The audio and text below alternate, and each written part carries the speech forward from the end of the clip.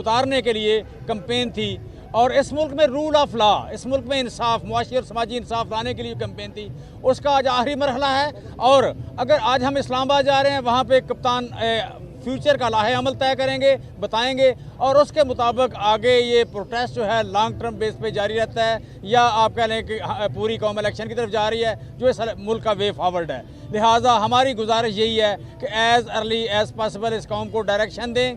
यहाँ पे way forward इसका फ्री एंड फेयर इलेक्शन है, फ्री एंड फेयर इलेक्शन होंगे तो ये कौम आगे बढ़ेगी।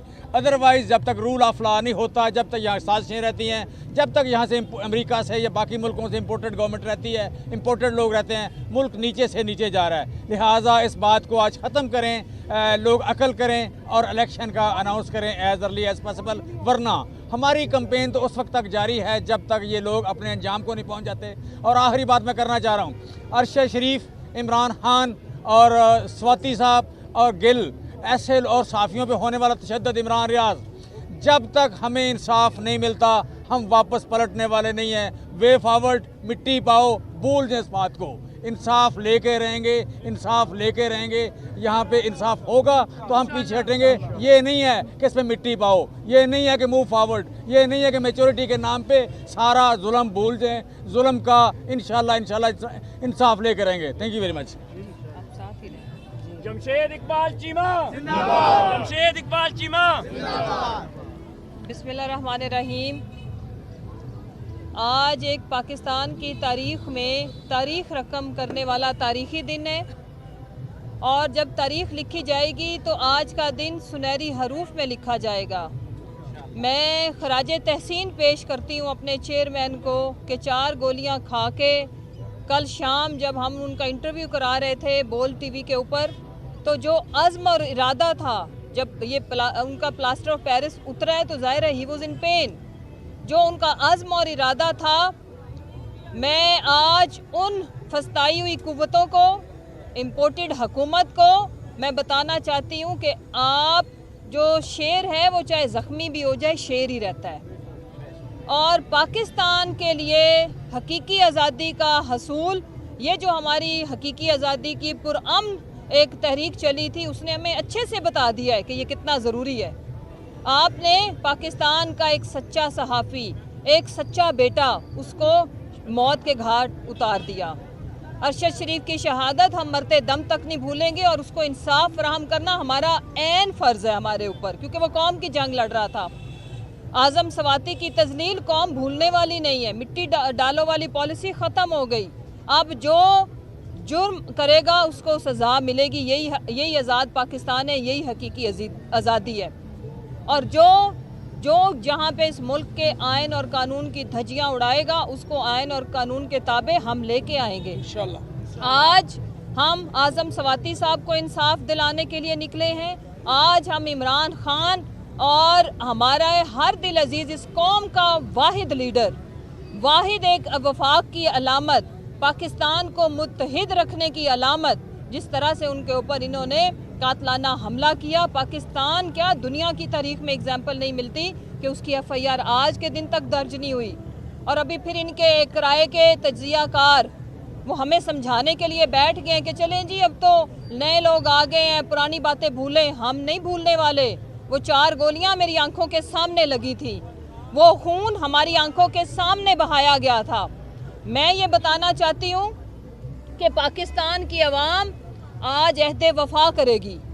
आज वो अपने लीडर को बताएगी कि अगर आप हमारे लिए अपनी जान की कुर्बानी देने को तैयार हो हमारी आने वाली नस्लों के लिए, तो हम आपके साथ खड़े हैं। ये भूल जाएंगे मिलियन मार्च, ये भूल जाएंगे मिलियंस की बातें। आज इनको 22 करोड़ का अक्स नज़र आएगा पिंडी इस्लामाबाद में, और मोटरवेज पे रात से जनूबी पंजाब के मैं लोगों को खराज तहसीन पेश करती हूँ। कश्मीर के, गिलगित बल्तिस्तान के, पेशावर के लोग जिन्होंने रात रौनकें लगाई, तिलावते कुरान पाक हुआ, क्योंकि हम हक और सच के लिए निकले, हम अपने बच्चों की ज़िंदगियों की हिफाजत के लिए निकले, हम रूल ऑफ लॉ के लिए निकले हैं, और हकीकी आज़ादी अब नागुज़ीर है।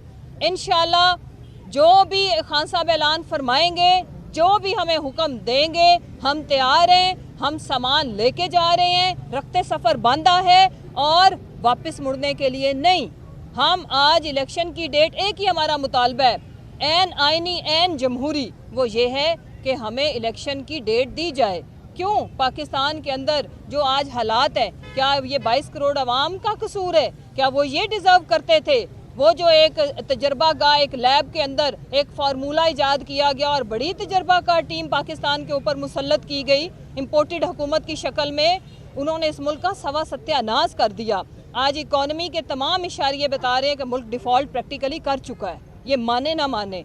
आज इस मुल्क में ज़राअत से वाबस्ता किसान रो रहा है, मजदूर रो रहा है, इंडस्ट्रियलिस्ट रो रहा है, और 88% जो हमारे मुल्क की बिजनेस कम्युनिटी है उनकी चीखें निकल गई हैं, डिस्ट्रस का शिकार है। सरमायाकारी तो होती है अंदरूनी या बैरूनी, सिर्फ यहाँ पे साजगार माहौल हो और जहाँ पे लोगों का एतबार हो हुकूमतों के ऊपर। ये तो वो कब्जा माफिया जो लोगों के घर नहीं छोड़ता, जो लोगों के प्लॉट्स के ऊपर कब्जा कर लेता है, फिर हमें बताया जाता है जी मुद्दत पूरी करने दी जाए। क्यों? क्या ये मैंडेट है? क्या ये आईनी जमहूरियत पे मबनी हुकूमत है? ये नहीं है। अवाम हर दिन सड़कों के ऊपर करोड़ों की शक्ल में निकल के इनको बताती है कि हम तुम्हें रिजेक्ट कर चुके हैं, डिजेक्ट कर चुके हैं। आखिरी धुतकार की पुकार आज आएगी फैजाबाद पिंडी से। आखिरी कॉल आज लोग आप लोगों को दे रहे हैं, आखिरी मौका। अब ये हमारा मौका नहीं है, अवाम जानो और आप जानो। आज आखिरी मौका है कि आप होश के नाखून लें। जिससे जो गलतियां हुई हैं सुधारने का मौका बार बार अवाम दे रही, और ये मौका हर बार नहीं मिलता। होश के नाखून लें। और हमारा एक ही मुतालबा है, बड़ी साजिशें तैयार की गई थी यहाँ पे कि जी 26 की डेट इसलिए रखी तो उस लिए रखी, वो भी वाजे हो गया। हम पाकिस्तान में मेरिटोक्रेसी की जंग लड़ रहे हैं। जो भी मेरिट पे आएगा खुले दिल से अवाम ने भी तस्लीम किया, हमने भी किया। हमारा और कोई, हमें ना अपनी मर्जी के जजेस लगवाने हैं, ना हमें अपनी मर्जी के आर्म्ड फोर्सेस के अंदर हमने कोई पॉइंट आउट करना है, क्योंकि ये वो इदारे हैं जो पाकिस्तान के नुमाइंदा होने चाहिए, किसी भी सियासी जमात के नुमाइंदा नहीं होने चाहिए, ना हमारे ना किसी और के। ये पूरी टोटल पॉपुलेशन और 22 करोड़ अवाम के जो इंटरेस्ट है उनको इनको वॉच करना चाहिए। लिहाजा आज हम निकले हैं, हम माएँ बहनें, मैं कैंट टाउन की अपनी बहनों का, मैं लाहौर की, पूरे पाकिस्तान की हमारी विमेन विंग ने जितना अच्छा यहाँ पे परफॉर्म किया है, मैं आपको सलूट पेश करती हूँ। आज ये सुबह सुबह अच्छे घरों की माएँ बहनें बेटियाँ क्यों खड़ी हैं? मजदूर घरों से भी हैं, एलीट क्लास से भी हैं, क्योंकि हमें अरशद शरीफ जैसी माँ नहीं बनना।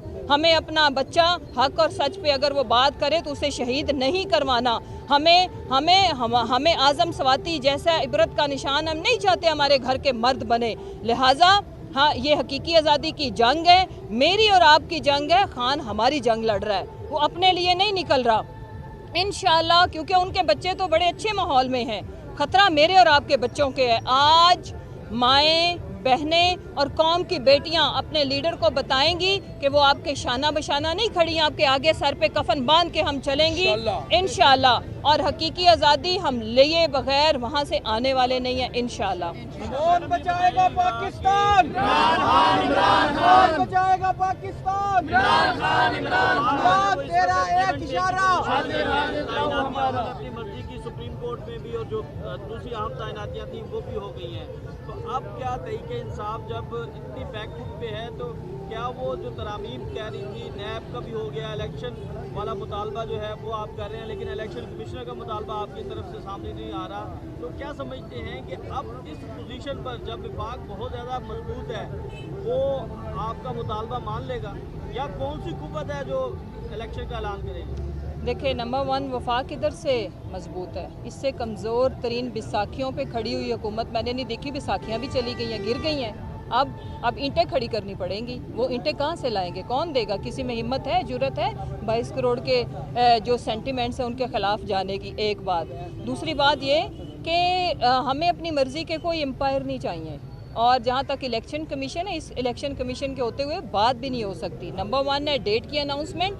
जब डेट की अनाउंसमेंट हो जाएगी तो इलेक्शन रिफॉर्म्स वो तब होंगी ना जब डेट अनाउंस हो जाए, फिर तमाम पीडीएम की जमातें, तमाम पॉलिटिकल जमातें बैठेंगी, बिकॉज रिफॉर्म्स हमने पीटीआई ने अपने लिए नहीं करानी, हमने करानी है कि एक ऐसा शफाफ तरीका हो जिस पे सबको एतमाद हो और जो भी नतीजा है सब इसको कबूल करें, और जिसको नतीजे पे एतराज़ हो वो सिस्टम वो उसको 1 मिनट में उसके एतराज़ को ख़त्म कर दे, जिसमें अभाम ना हो, जिसमें मुर्दे वोट ना डालें और ज़िंदा लोग मर ना चुके हो। जो अभी इलेक्शन कमीशन ने कारनामा किया था कि हमारे ज़िंदा लोगों को मिलियंस को माशाल्लाह मौत के घाट उतारा और अपने मुर्दे भी ज़िंदा रखे, जो कि वोटर आके 100% टर्न आउट पे वोट डालते थे, जिसको फिर हम जब गए आपको पता है कोर्ट्स में तो 5 मिलियन तो इन्होंने टेक्निकल एरर का नाम देकर रिवर्स कर दिया। जी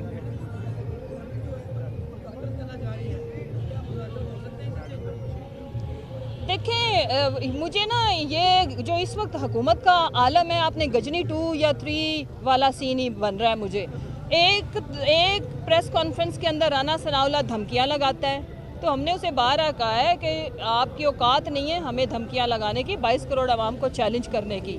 आप तसल्लियां दो अपने उस बिगौड़े लीडर को जो पाकिस्तान से भागा लंदन गया, लंदन से भागा इटली गया। हम ये चाहते हैं कि मुज़ाकरात सीरियस लोगों के साथ किए जाते हैं, ईमानदार लोगों के साथ किए जाते हैं, बाएतबार लोगों के साथ किए जाते हैं कि जिनसे आप जो बात तय हो उस पर वो पूरा उतरे। ये तो अपनी खड़ी हुई जायदाद को नहीं मानते थे, फिर उसी में रह रहे हैं, तो इनका हमें एतबार नहीं है। जब कोई सीरियस प्लेटफॉर्म होगा, सबसे पहले मुज़ाकरात तब होते हैं, अनाउंस इनको डेट ही करनी पड़ेगी, इलेक्शन की शुरुआत यहाँ से होगी, उसके बाद बैठ के बात की जा सकती है। जी ठीक है, थैंक यू। आपको सीरियस थ्रेट्स कहे हैं राना सनाउल्लाह ने, इसके हवाले से क्या कहती हैं कि उनकी जान पर हमला हो सकता है? देखें, सिक्योरिटी के जो इश्यूज़ हैं वो तो हैं और थ्रेट्स तो हैं और कुछ इनकी तरफ से ज़्यादा है। ये राना सनाउल्लाह जो हमें इन्फॉर्मेशन नहीं देता, ये थ्रेट कर रहा होता, आप इसको ऐसे समझें, डरा रहा होता है स्पेशली आवाम को। तो हम अपने जो ह्यूमनली पॉसिबल अरेंजमेंट्स हैं वो सारी हमने की हैं, क्योंकि खान साहब हमारी पार्टी के लिए तो बहुत कीमती और ज़रूरी हैं, मुल्क के लिए बहुत उनकी जान की हिफाजत, तो इंशाल्लाह पहुंच रहे हैं, क्यों नहीं।